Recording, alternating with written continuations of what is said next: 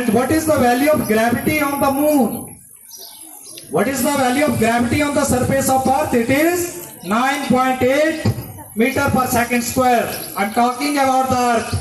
What when we goes in upper direction? जब हम धरती से ऊपर की तरफ जाते हैं तो साइंस के विद्यार्थी बता पाएंगे क्या होता है? What happened with the gravity when we goes in upper direction from the surface of Earth? What happened? Anybody?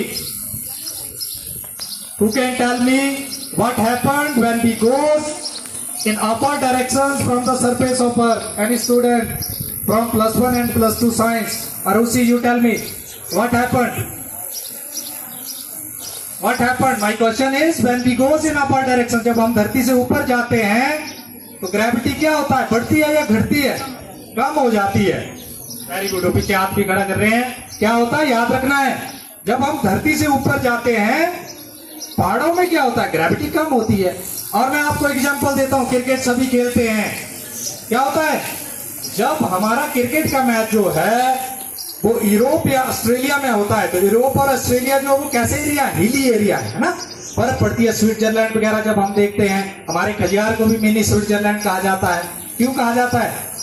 देखने में सुंदर है, क्योंकि स्विट्जरलैंड का मतलब है कि कोई सुंदर जगह होगी, इसलिए हमारे खजियार को भी मिनी स्विट्जरलैंड कहा जाता है। पता है ना आपको जीके का question? So what happened when we goes in upper direction from the surface of Earth? Then she has told me the gravity goes on decreasing in that case. And when we reaches on the surface of moon, then what happened? There the gravity become the 1/6 of the Earth's gravity. जो अर्थ के ऊपर gravity 9.8 थी उसका छठा भाग हो गया बच्चों, 1 समथिंग हो जाती है। और वहां पे फिर होता क्या है कि मान लो मून के ऊपर अगर हमने एक बार छलांग लगाई तो नीचे आने में बड़ा टाइम लगेगा। ऐसे आएंगे धीरे धीरे धीरे धीरे धीरे धीरे धीरे। ओके, मून के ऊपर तो फिर भी ग्रेविटी है, लेकिन अगर मून से भी बाहर निकल जाएं, जहां बिल्कुल वैक्यूम है, जहां कुछ भी नहीं है, खालीपन है, वहां पे तो नीचे आते ही नहीं है, वहां फ्लोट करते हैं। हमारी सुनीता विलियम जी फंसे थे अभी, है ना, इंडियन मून के है, नासा ने उनको ऊपर भेजा था। तो क्या हुआ था? वो कई दिनों तक ऊपर ही फंसे रहे। उसके बाद दोबारा से जो स्पेसक्राफ्ट भेजना पड़ा और फिर उनको वापस लाया गया। Then what happened? वहां पे क्या होता है? वहां पे तो कोई खिंचाव ही नहीं है। Everything is attracted toward earth because of gravity. If there is no gravity then we feel weightlessness. हमें लगता है जैसे अगर आप में से किसी ने, चलो एरोप्लेन और उसकी बात नहीं करते, बड़े वाला जॉइंट व्हील होता है ना हमारा, मिंजर आने वाली अब, है ना, उसमें क्या होता है?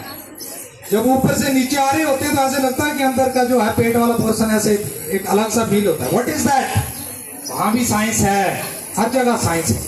हम चल रहे हैं, साइंस है। हम लिख रहे हैं, साइंस है। हम पढ़ रहे हैं, साइंस है, क्योंकि इमेज बन रही है। इमेज कैसे बन रही है, कौन बना रहा है, कौन से साइंस के नियम है, ये सारा साइंस है। आप सोचिए, है ना। मैं धीरे से बोल रहा हूं, ये धीरे बोल रहा हूं। अब देखिए आपको लाउड जो है वो साउंड आ रहा है, ये भी साइंस है। क्या करा इसने जो मेरा लो सिग्नल साउंड का था उसको क्या कर दिया? एम्पलीफाई कर दिया एम्पलीफायर ने, और उसको उसके एम्पलीट्यूड को बढ़ा दिया, उसकी वेवलेंथ को बढ़ा दिया। अब ये जो साउंड है ये बड़ा होकर ज्यादा क्या दूर तक ट्रेवल करेगा। क्यों बढ़ गया? इसका एम्पलीट्यूड बढ़ गया। बात समझ आ रही है? तो यहाँ भी साइंस है। साइंस हर जगह है बच्चों। आप बैठे हैं, आपको गर्मी लग रही है, क्या है? साइंस है। Because infrared radiations are coming from the sun.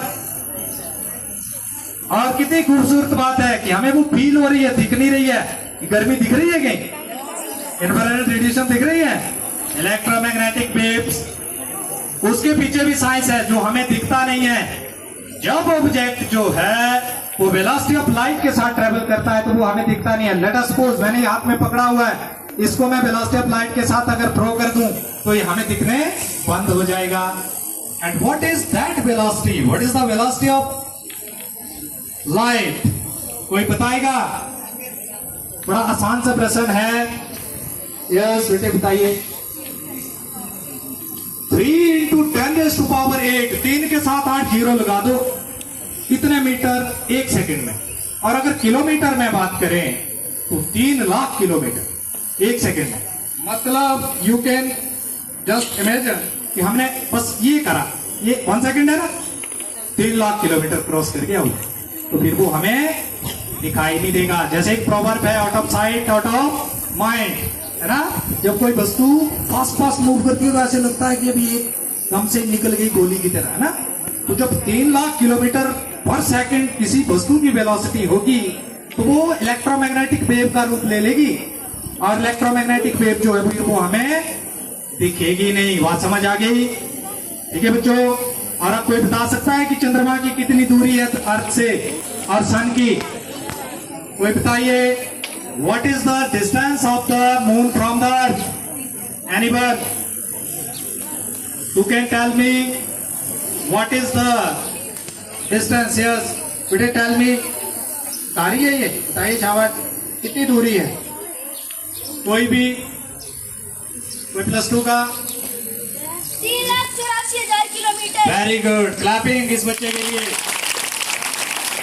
3.84 lakh kilometre जो है ये चंद्रमा हमारा धरती से दूर है। और मैंने क्या बताया कि चंद्रमा एक इकलौता जो हमारा नेचुरल सैटेलाइट है, और इसकी ग्रेविटी कितनी हो जाती है? 1/6 हो जाती है। ठीक है बच्चों।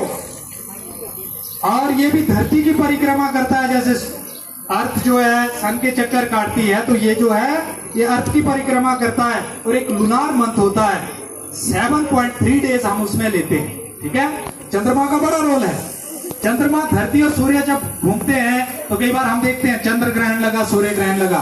That is because of the rotation of the earth and the moon. ठीक है, मान लो घूमते घूमते जो है सूर्य और धरती के बीच में अगर मान लो मून आ गया तो सूर्य ग्रहण हो गया।